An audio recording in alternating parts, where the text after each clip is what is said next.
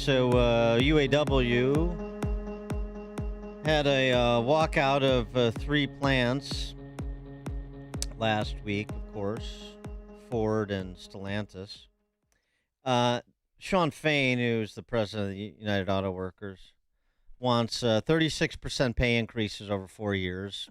That's Wants to reduce the work week to 32 hours, so oh yeah, 4 days. more money, less work. Okay, go on. Overtime for additional hours, the restoration of retiree benefits, defined benefit pensions rather than 401k.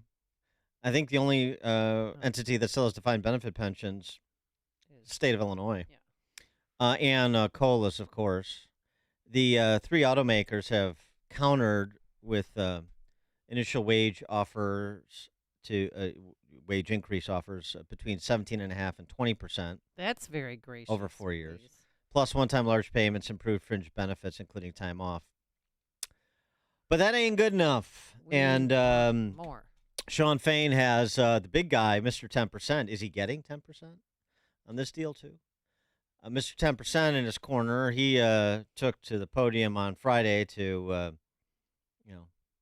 say that he agrees that workers of the world should unite. Auto companies have seen record profits, including the last few years, because of the extraordinary skill and sacrifices of the UAW workers. But those record profits have not been shared fairly, in my view, with those workers. Just as the Treasury Department has released a report pointing out that the most comprehensive report ever dealing with how unions are good for both union workers and non-union workers. Record profits should result in a record contract. Nobody wants a strike, but hey, how about a little something over here, for the effort? No one wants a strike. Say it again. No one wants a strike. But I respect workers' right to use their options under the collective bargaining system. And I understand the workers' frustration.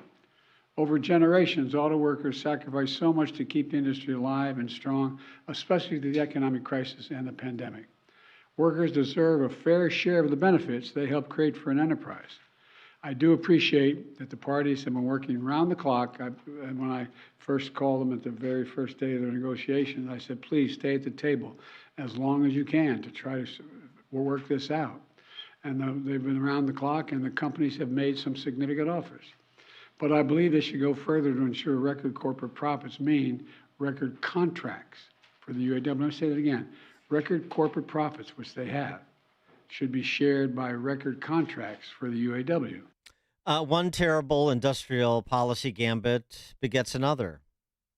After setting the distribution of vehicles to be produced through mandates, now it's time to set wages and benefits. I'm saying the federal government, the central planners, the big guy, Mr. 10%, the president. As the Wall Street Journal opined, this strike is made in Washington because of the Biden administration's policy mandating a rapid transition to EVs. This is actually a point that Trump made in his interview on Meet the Press over the weekend. The UAW knows that EVs require fewer workers to make and will jeopardize union jobs making gas-powered cars. The companies already lose money on EVs, worry about making too many concessions to the UAW that will cause them to lose even more as they're forced to build more EVs. Where are we at with those? The Biden administration is mandating EVs make up 2/3 of all auto sales by 2032. It's just some random number, some random year. Okay. 2/3 by 2032, well, these people are going to be replaced by robots. Which is 8 years away. Right now, EVs make up less than 3% of sales. 2/3 by 2032. Right now, they're 3%. As the Wall Street Journal continued, Mr. Fain, the UAW president, may look like a hero to his members now as he fights the bosses in the C-suite, but if the result is less competitive companies, the ultimate losers will be those same members when their jobs disappear, and they should direct some of the blame at the misguided industrial policy of the man in the Oval Office. Indeed, they should. Bill Farley is the CEO of Ford. And is he related to Chris Farley? Have you seen him? He looks a lot like he's one of the crew there. I have not tracked his ancestry. Okay. Bill Farley on CNBC giving Ford's perspective, the management perspective on what those demands would mean for the Ford Motor Company. If we signed up for the UAW's request, instead of making money and distributing $75,000 in profit sharing in the last 10 years, we would have lost $15 billion and gone bankrupt by now. The average pay would be nearly $300,000 fully fringed for a 4-day work week. There is no way. Per UAW employee. Yeah. This is our fully tenured school teacher in the U.S. makes $66,000. Someone from the military or fireman makes mid-50,000. This is 4 or 5 times, 6 times what they make.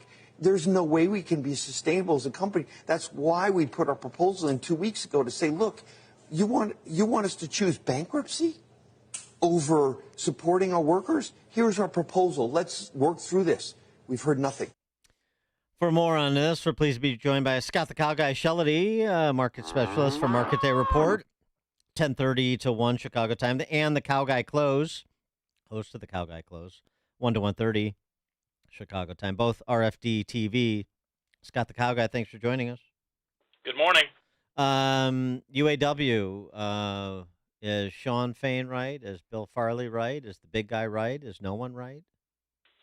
I think Bill Farley does live in a Ford van down by the river. But I would say I would say whomever wrote the article in the Wall Street Journal is right. I mean, this is all due to the fact that this stems from Washington and the EV mandates. And you know, it's funny how they're just mandates, but all these car companies have rolled over and started making these vehicles at a loss. And as you say, only 3% of sales right now are electric vehicles. We've seen all the reports about how you can't charge cross-country. The whole idea is farcical. And we've also seen it try to eke into our military and our farming communities, which is almost impossible. But the government still wants to hold true to their mandate with 2/3 by 2032, and we've only got about 3 to 4% of it happening right now. I say that the numbers really boil down to this, guys.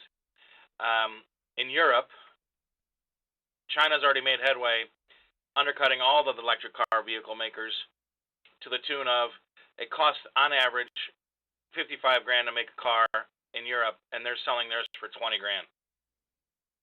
So this is going to happen. We're going to have some competition unless we put up some barriers, which could be the case. I don't know, but I know that what they're worried about is it only takes 40% of the labor to make an electric car. The UAW is very well aware of that. And they know what's happening in Europe as far as these price pressures coming from China.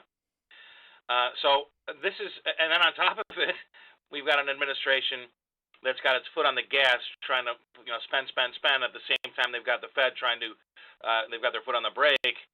So they've been stoking inflation this entire time. This is just 100% at the feet of the, and I'm not trying to, give Biden, anything that's not his problem, but it is his problem. He stoked inflation. Inflation is his fault. This is the direct result of it. And then on top of it, when you throw in these mandates and foreign competition, it's a cauldron of a pretty sick mess. I mean, do you have any perspective on how you think that this gets resolved somewhere between what the automakers have offered and what the UAW is demanding, and then the automakers sort of just limp along and hope that the government will serve as a backstop for them, like the government does for the banks? Well, do you know the history of the government with the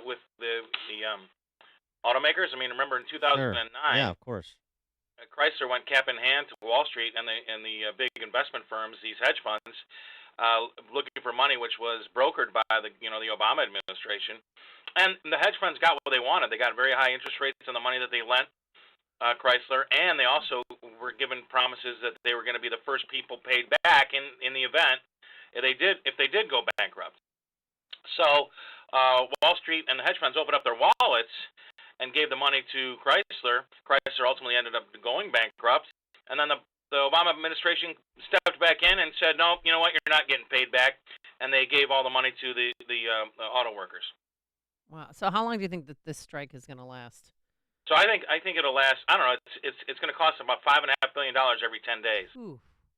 So I think, and that's for every 1,000 UAW jobs, there are 10,000 other jobs that are affected because of the people that make the leather seats, all the other things that go Yeah. into these The stamping plants. Supply and, chains, yeah. right? So it needs to be solved as soon as possible. However, the problem is, look, UPS got high contract, American Airlines got high contracts, the dock workers out on the West Coast all renegotiated very high contracts. So this is just another very inflationary curveball that's going to be coming down the pike when it comes to the economy. So this is going to make it very difficult for the Fed to have to manage, because all these people are getting, this is the wage price spiral, day one, page one, paragraph one. This money is going to hit the street. Inflation's going to be coming back, and as we saw already this month, it's reared its ugly head. So I tell you what, I would hate to be running for president on the back of the fact of this economy and these machinations. Well, I want to get to inflation in just a second, but I just have one more question on this topic. It's a bit of a question of personal concern. So the Drew Barrymore show is suspended until the Hollywood strike is settled. And I just wonder if in solidarity with the writers and actors, Right. I just wonder if you think that she will also suspend her show until the United Auto Workers strike is settled in solidarity with them. Because it impacts how my day goes. I know, you and me both. I've had to go back to reading Harlequin novels. I don't know. Exactly. I'm watching reruns of Yellowstone. It's no way to live. This is no way to live. I miss her so much, and her pithy insights into the human condition. That's what I'm saying. Amazing. I don't know. Yeah, exactly right. I mean, I've never had anything this big happen to me before, so I've had to go actually read books again. So there we are. That's terrible. The inflation matter, rearing its ugly head again. So does Jay Powell hike rates on Wednesday? No, the general consensus is not. I mean, here's his problem. He's pegged himself to a couple of indicators, three, PPI, CPI, and this personal consumption expenditure, which is the PCE. And all of those are showing that inflation is coming back. The problem is that Rome is burning down around him, except for those figures. And so he's got himself in a quandary where if he wants to stick to his guns and get inflation down to that 2% target, which was arbitrary, by the way, then he would have to raise rates. But I think he's going to take a pass this time around. Inflation will get worse, and he'll have to do it in the next meeting, I think, which is November 1st. But on Wednesday, he's just going to say, "I'm mad at inflation." And right. and Well, the inflation better behave, or I'm going to come back in next month or in November and do something about it. Well, he won't use the word mad. He'll say, "I'm just really cross." I'm cross with inflation. Right. He doesn't want to ruin the relationship. Yeah, no, I understand. Yeah, you got to choose your words carefully. Inflation sensitive. I mean, I get it. Okay. This is it's wonderful to have such serious policymakers in positions where they can have such impact on, people's lives and household incomes and home prices and car notes and so forth. The whole thing boils down to one thing. We've just got a bunch of people that are really amoral running the country. I mean, the idea that somebody else can pay off your student loans, we're not going to have a border, we're going to take money away from the police, to people, whomever uses what bathroom, down the line, number one, there are no policies that are actually working, and number two, everything stems from this amoral position where they're just continually trying to, downgrade and degrade the American citizen. He is Scott the Cow Guy, Shellady, market specialist, market day report, 10:30 to 1. The Cow Guy closed 1 to 1:30, both at RFD TV. Scott the Cow Guy, thanks as always. Have a good week, guys. Thank you. And he joined us on our turnkey.pro answer line. Listen to podcasts of Dan and Amy from the AM 560 mobile app. Download it today at 560theanswer.com/mobile. Hun, we need to stop putting off getting life insurance. I know. It's just been so busy, and I'm sure the cost is out of our budget. Well, Jen told me that they got a $500,000 term life insurance policy from Ethos for less than $23 a month. All online with no complicated forms and no medical exam. All they had to do was answer a few health questions. Wait, no medical exam and all online? I know, right? It's not easy to think about, but if something happened to you, James and I would be... Okay, I get it. Let's get a quote from Ethos right now. Wow, you were right. There's no medical exam. And Ethos makes the whole online process fast and easy. And look at these rates and coverage options. It's great protection and totally fits our budget. Ethos. They've removed